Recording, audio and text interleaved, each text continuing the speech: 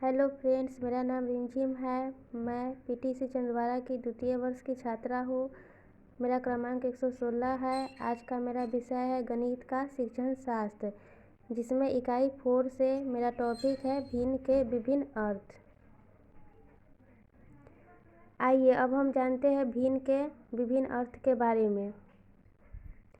भिन्न की परिभाषा। भिन्न एक ऐसी संख्या है जो किसी संपूर्ण चीज का कोई भाग निरूपित करती है। जैसे एक सेब के 4 भाग किए जाते हैं, जिनमें से उनके एक हिस्से को निकाल दिया गया है, तो उसे 1/4 के रूप में प्रदर्शित किया जाता है, जबकि शेष बचे भाग को 3/4 के रूप में इंगित किया जाता है।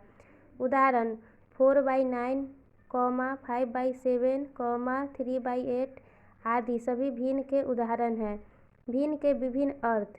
भिन्न का प्रयोग संपूर्ण वस्तु के भागों को प्रदर्शित करने के लिए किया जाता है। यदि हम किसी वस्तु को 2 समान भागों में बांटते हैं तो प्रत्येक भाग संपूर्ण का आधा कहलाता है तथा इसे 1/2 के रूप में व्यक्त किया जाता है तथा इसे 1/2 पढ़ा जाता है। इसी प्रकार जब किसी वस्तु को 3 बराबर भागों में बांटा जाता है तो प्रत्येक भाग संपूर्ण का आधा 1/3 कहलाता है तथा उसे 1/3 के रूप में व्यक्त किया जाता है तथा इसी प्रकार किसी संपूर्ण को 8 बराबर भागों में बांटने पर प्रत्येक भाग 1/8 होता है। भिन्न के निरूपण के लिए हम एक रेखा के ऊपर एवं नीचे अंक लिखते हैं। रेखा के ऊपर के अंक को अंश तथा रेखा के नीचे के अंक को हर कहा जाता है। जैसे 5/9 में 5 अंश है तथा 9 हर है। अब हम जानते हैं समभिन्न के बारे में। जिस भिन्न का अंश हर से छोटा होता है उसे समभिन्न कहते हैं। जैसे 2/3, 5/7, 4/9 इत्यादि। यदि भिन्न का अंश 1 होता है तो इसे इकाई भिन्न कहते हैं। जैसे 1/3, 1/5, 1/7 इत्यादि। क्रियाकलाप 1। यहाँ आप देखें क्रियाकलाप 1 में संपूर्ण वृत्त बनाया गया है और दूसरी तरफ उनका 2 भागों में बांटा गया है। यहाँ पे एक संपूर्ण चित्र को प्रदर्शित किया जा रहा है और दूसरी तरफ उनका 2 भागों को प्रदर्शित किया जा रहा है। 2 भागों में एक संपूर्ण का आधा है। यहाँ क्रियाकलाप 2 देखें। यहाँ पे एक वर्ग बनाया गया है, उनमें 3 खंडों को छायांकित किया गया है। इनमें पूरे खंड 5 हैं। इस आकृति को 5 समान भागों में बांटा गया है। अब इसके 3 भागों को छायांकित करें। छायांकित भाग किस भिन्न को व्यक्त करता है तो इसे हम 3/5 कह सकते हैं। यहाँ 3 के 5वें भाग या 3/5 को निरूपित करता है। इसी प्रकार आप संपूर्ण आकृति को 7 समान भागों में बांटें। इनमें से 3 भागों को अलग करें और उन्हें छायांकित करें। क्रियाकलाप 3। इनमें 7 खंडों के वर्ग बनाए गए हैं। इनमें 3 भाग छायांकित है तो इन्हें हम 3/7 छायांकित भाग कह सकते हैं और खाली भाग को हम 4/7 अछायांकित भाग के नाम से कह सकते हैं। आप संपूर्ण को कितने ही समान भागों में बांट दें, जिन्हें Q कह सकते हैं।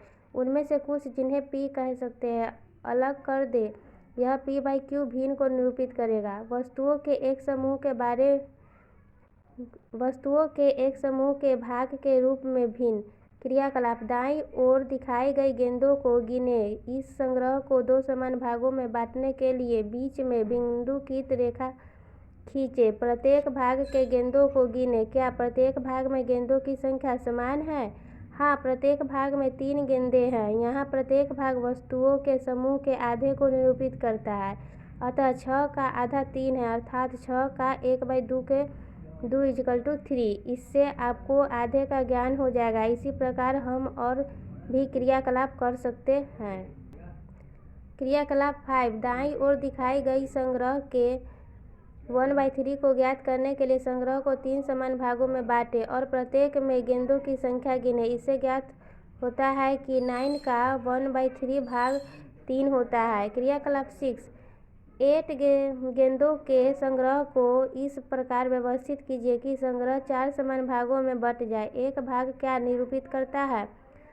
एक भाग 8 के 1/4 अर्थात 2 को निरूपित करता है। 3 भाग 8 के 3/4 को अर्थात 6 को निरूपित करते हैं। अब हम आते हैं निष्कर्ष पर। निष्कर्ष में समझिए, उपयुक्त कथनों से स्पष्ट होता है कि भिन्न, जिसको हम इंग्लिश में फ्रैक्शन, वह प्रक्रिया है जो संपूर्ण वस्तु के भागों को प्रदर्शित करता है। जब हम किसी वस्तु को दो भागों में बांटते हैं तो प्रत्येक भाग संपूर्ण का आधा कहलाता है, जिसे हम 1/2 तथा p/q के रूप में भिन्न को निरूपित कर सकते हैं। भिन्न के प्रयोग के द्वारा हम वस्तुओं के समूह के आधे को निरूपित करना सीख जाते हैं। अतः 6 का आधा 3 है, अर्थात 6 का आधा 1/2 = 3। इस प्रकार से भिन्न के द्वारा हमें वस्तुओं के आधे करने का ज्ञान ज्ञात हो जाता है। धन्यवाद।